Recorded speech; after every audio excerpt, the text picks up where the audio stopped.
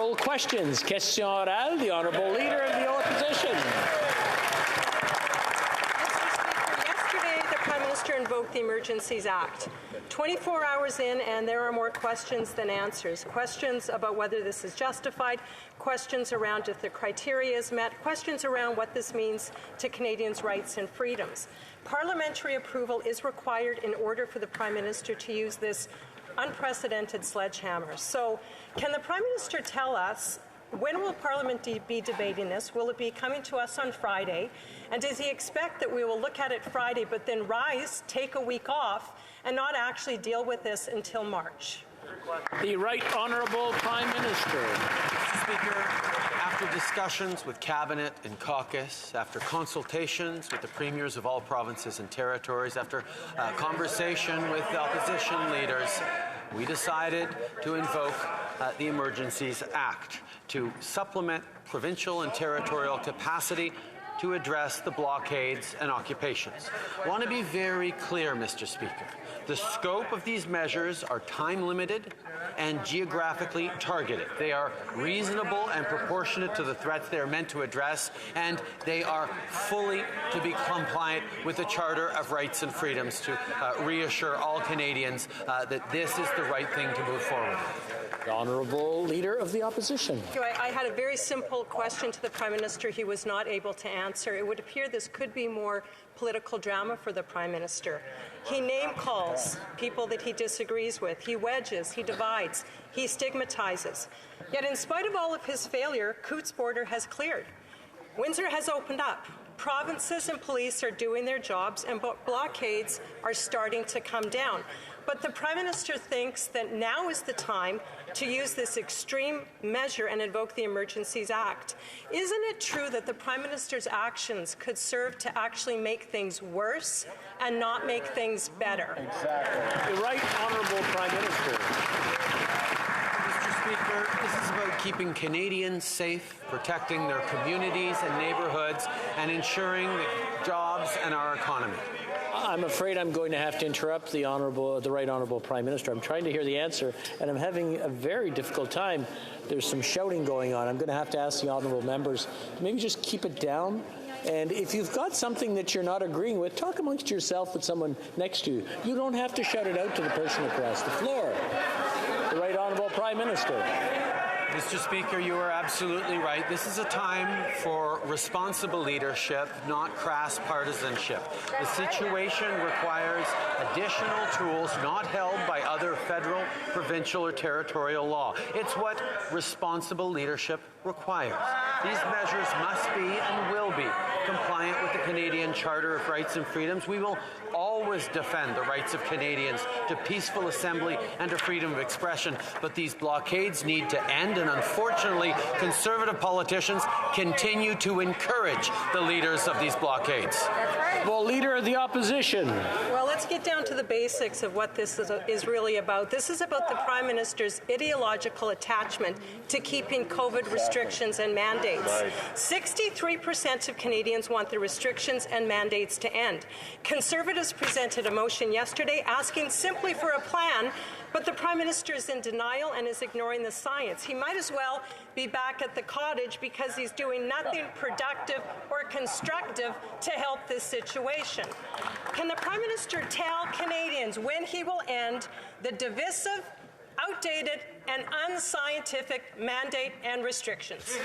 The Right Honourable Prime Minister. Mr. Speaker, like I said, this is a time for responsible leadership to end these blockades. Unfortunately, the Conservatives continue to play partisan games. The Conservative member of Provencher just yesterday... I'm sorry, I'm going to have to cut off the Prime Minister just for a second. And just... I mean, heckling is usually throwing one comment out. Clever, hopefully, although not always necessary. But what I'm hearing is someone bullying and trying to drown someone out. That's not heckling. I just want everyone to take a deep breath, and I'll let the Prime Minister start from the top, please. Thank you, Mr. Speaker. Unfortunately, we see that even in a moment of extremely challenging times, when people are moving forward with responsible leadership and responsible tools, the Conservatives can't help themselves but play crass political games and divide. The Conservative member for Provencher just yesterday embraced the leaders of this blockade and amplified their cause. The Conservative member for Yorkton Melville said this weekend that blockaders who ripped down fencing around our national war memorial are patriots. The Conservative leadership contender from Carleton continues to say he's proud. L'honorable député de Louis. The honourable member for Louis Saint Laurent.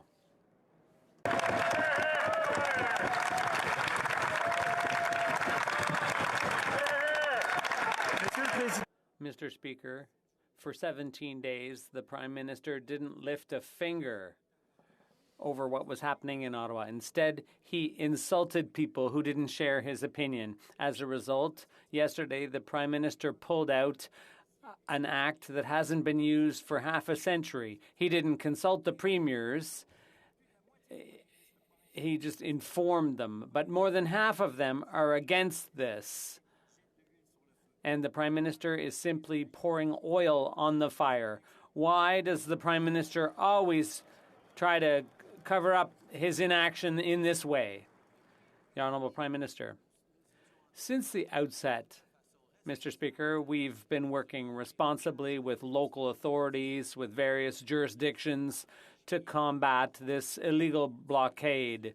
And we will continue to ensure that local police have all the tools they need. And that's precisely what we did yesterday. We brought additional tools to the table that local police, the police of jurisdiction, can use when dealing with blockades and roadblocks.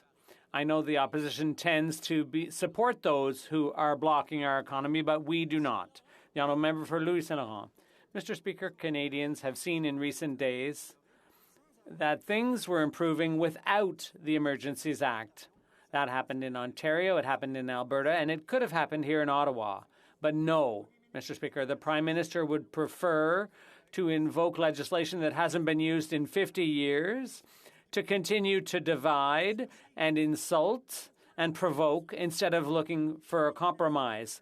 Why does the Prime Minister not consult Canadians and premiers, including his own member from Louis Hébert? The Honourable Prime Minister. Mr. Speaker, Canadians are sick and tired of COVID and restrictions, but they're also tired of people blocking their streets and impeding their access to goods and services. And that's why we've had to take responsible steps to allow the provinces and local jurisdictions to maintain supply chains and keep our streets clear of illegal demonstrations. We will always be there to support our police forces with the tools that are charter consistent and to protect our values and rights.